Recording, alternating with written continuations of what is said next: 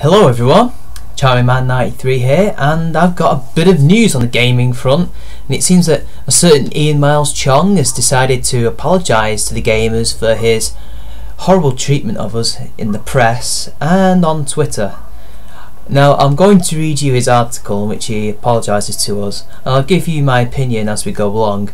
I'll be honest, this is the first time that I've gone through it properly as I've been reading bits and pieces of it, so without further ado, let's do this. This is on the Ralph Retort. This is a reprint, and I will now start. Reading all of this may disappoint you, or it may not, but it is what I believe. Some of my recent tweets about not dehumanising gamers got a lot of attention in the past few days. I've been asked a lot of questions on where I stand on several important issues.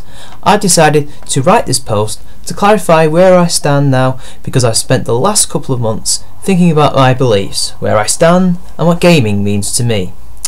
So I guess he's been thinking about this for a long time, since Gamergate's impressive victories in the last 8 months or so, and I reckon, I hate to sound very cynical, but I bet he's lost a bit of revenue, a bit of clicks for his website and for his job, you know, just saying.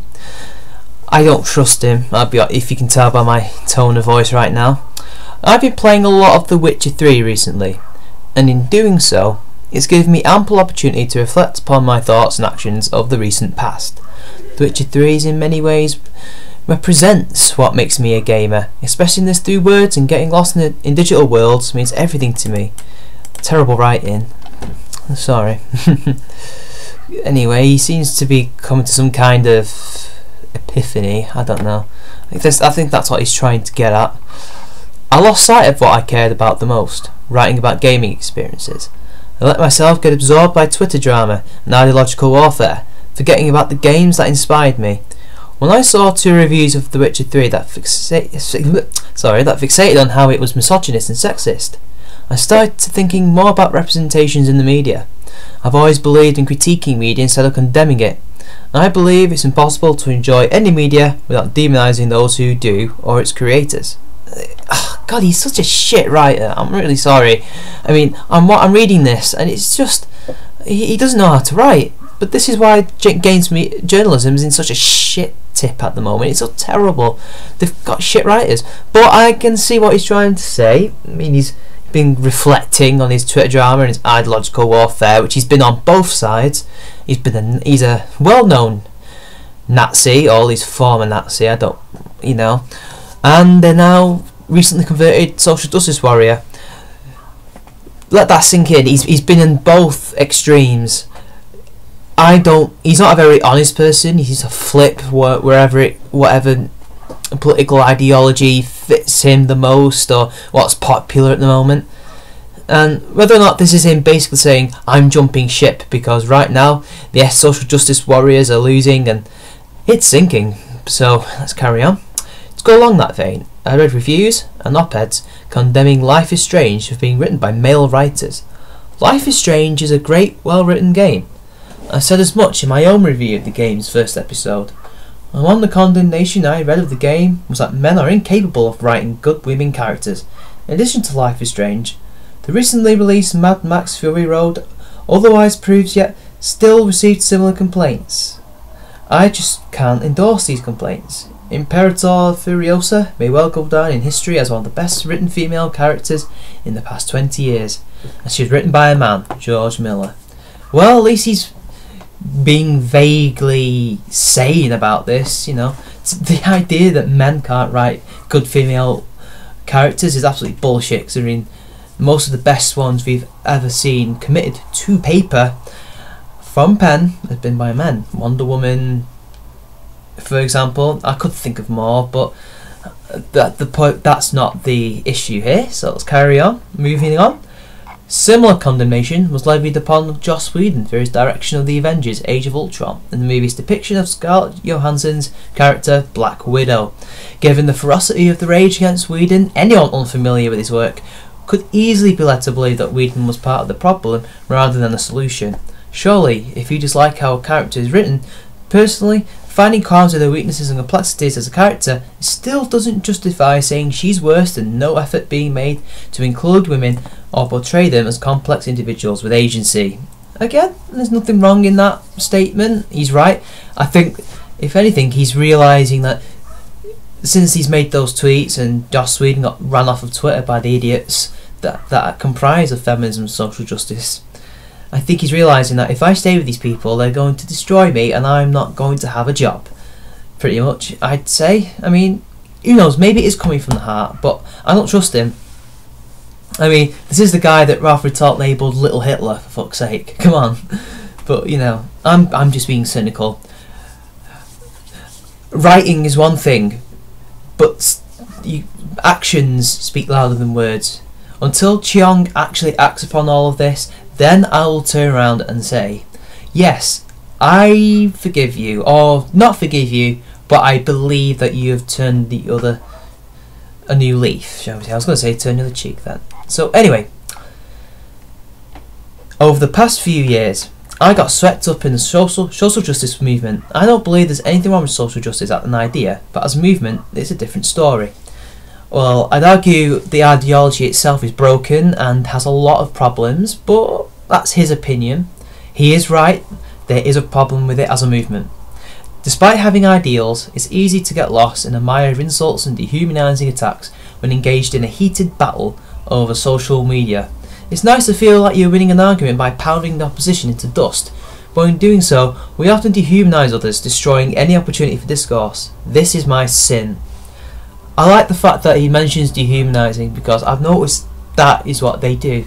I remember I'd accidentally added one to my Twitter because sometimes I just go around adding people that I think have similar interests or are part of Gamergate, you know, just to keep in touch with the people, you know, and maybe make a new friend. And basically he took one look at the videos I'd liked and shared on Twitter because my YouTube account is linked, and said, I'm sorry, I don't think we're going to get along based on your YouTube taste, and promptly unfollowed me and blocked me. He didn't just unfollow me, he blocked me. No reason whatsoever. Because apparently, because I like Sargon of Akkad and Mundane Matt, I won't get along with him, which is absolute bullshit. I mean, for all I know, he could have been a fellow British person, yet he treated me like I was just some foreign agent from another country that we're at war with or something, you know. It was crazy. I think Ian saying that this is the problem with social justice is bang on the money, to be fair. So far there's not a lot wrong with this. I'm just skeptical that he means it. I just need to see him actually acting this out, because, you know, words are words, you know. I contributed to an atmosphere of intolerance and aggression. It may seem hypocritical for me to rail against outrage in recent tweets. I sought something to oppose. I found a variety of issues to be outraged by because it gave me a sense of purpose. I was crusading for a cause, fighting for a noble goal. Wherever I saw injustice and microaggressions, I pounced, even in situations where there was nothing to pounce upon. It was the principle of whatever issue I was opposing at the time that mattered. I'd lead myself to believe, and yet I'd find myself asking, now how these issues even mattered when it caused hurt to others. I am sorry if I've ever hurt you. Well, you know, that's what happens when you get indoctrinated and you get so far into the movement that you look, you know, it's one of those things, I guess. I mean, I like the fact that he seems to acknowledge his hypocrisy here, and the fact that he was someone looking for outrage and was using a lot of faux outrage to further his own agenda, and I like that he's admitted that, and that's what he was doing throughout the whole 8 months. Let's carry on. I believe some criticisms are credible. For example, when it comes to Pillars of Eternity and the transgender job. Okay, alright. If you've seen my video, which some of you may have, not a lot of you, my Urquhart video, and when I was talking about Pillars of Eternity, it's not a transgender joke. Okay? Just because the person slept with a man doesn't mean that the man was once a woman or the woman became a man. Okay? It's set in a medieval world where transgender people don't exist because they don't have the technology to do it. It's just the guy got drunk and woke up with a man. He could have been a transvestite, which is not the same thing. But anyway, I think that it was within reason to have the backer change it. I don't think so. That, you see, he's not entirely shred the bloody facade or whatever the fuck he's into, social justice, because he's still pro censorship. I can't agree with that. It offended some people who deal with really horrible discrimination. No, it didn't offend someone. They took offence. Offence is never given, it is taken, Ian Miles Cheong. But anyway. However, I cannot support shaming the backer who thought it was funny. No Obsidian for believing in it. It's a shame because you did shame them. But never mind. Tolerance is the cornerstone to public discourse. In this case, it got changed pretty quickly. And why did Obsidian have to be dragged through the mud even further? Well, it's a combination of you and your lackeys basically shaming them into changing it, taking offence where there was no offence, saying that it was a transgender joke when it wasn't, and being pro censorship. That's why. Oh, and also the fact that bloody Obsidian basically keeled over backwards for you guys and that removed it when they shouldn't have, setting a precedent that you guys have now laid on for everyone. It's your fault now that all these fake outrage bastards are going around making life difficult for everyone and making creativity impossible. But, you know, that's the one thing that I've disagreed with him so far. At the inception of Gamergate, regardless of the movement's origins, many gamers were painted with broad brushstrokes as obtuse shitslingers and raining hyperconsumers, demonised for the crime of liking video games. I joined in the chorus of dehumanising voices, attacking my fellow gamers. I was completely intolerant. I was being an ass. I had lost my way. I had no right to dehumanise nor attack gamers as a whole. You had your right to say it, but we also had our right to fight back. But I guess you have a point.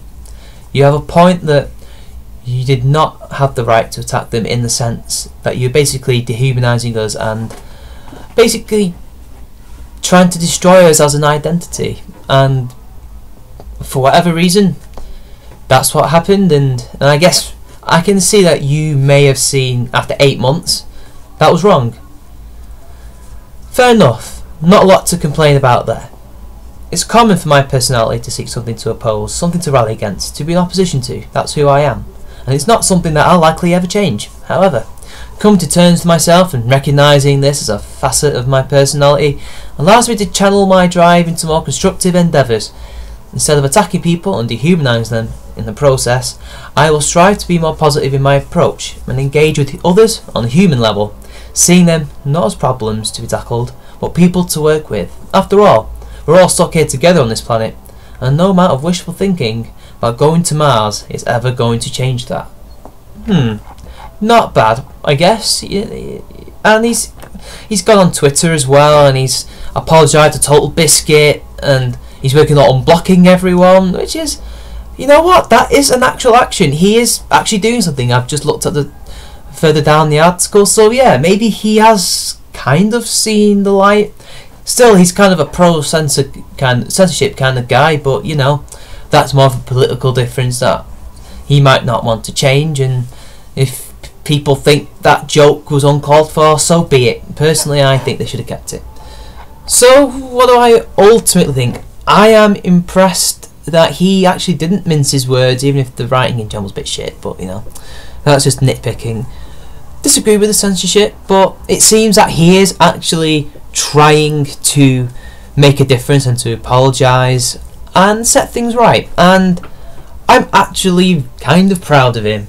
Still kind of don't trust him, but I don't have to trust him. He's not asking me to, he's just saying sorry, and you know what? Good on him, and I hope others can do that. I hope some of them who we've decried and hated for 8 months can kind of come out of the woodwork and start saying, you know what, we need to rebuild. Personally, I would have loved to have seen us completely bring down journalism and bring it back up again from the grassroots, but I guess ultimately it's better to work with these people than it is to destroy them, because you know, we're still gamers and we still need this press and also the YouTubers. The better they work together, the better the industry. So this has been Channel 93. Like and subscribe, share the video, and I'll see you later.